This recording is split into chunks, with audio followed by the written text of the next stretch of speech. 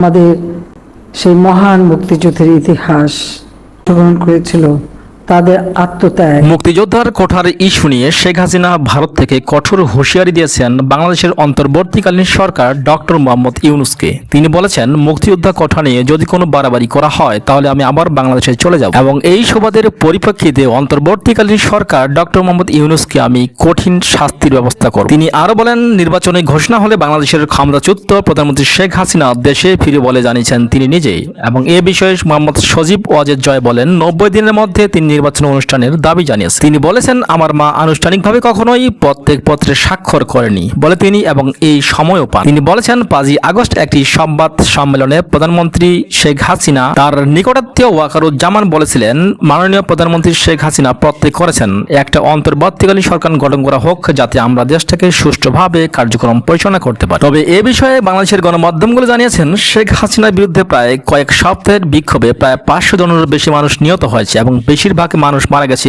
পুলিশের হাত। সেক্ষেত্রে বলাই যায় 1971 সালের থেকে বর্তমান সময় পর্যন্ত এরকম সবচেয়ে ভয়াবহ সহিংসতার ঘটনা আর কখনো ঘটে না। শেখ হাসিনা আরো বলেন, আমার মুক্তিযোদ্ধা কোঠা নিয়ে যদি কোনো বিভ্রান্তি সৃষ্টি করা হয় তাহলে আমি অবশ্যই অন্তর্বর্তীকালীন সরকার ডক্টর মোহাম্মদ ইউনূসকে কোনোভাবেই ছাড়তে পারি না, কারণ এটা আমার বাবার রক্তে ভেতর সম্পদ যে কিনা আমি কোনোভাবেই নষ্ট করতে পারি। তো আমি খুব শীঘ্রই বাংলাদেশে আবার ফিরবো, আবার নির্বাচন চাই এবং নির্বাচন করেই ছাড়ব। তো এই মন্তব্য নিয়ে আপনার কি মতামত অবশ্যই আপনারা কমেন্ট বক্সে কমেন্ট করে জানাবেন।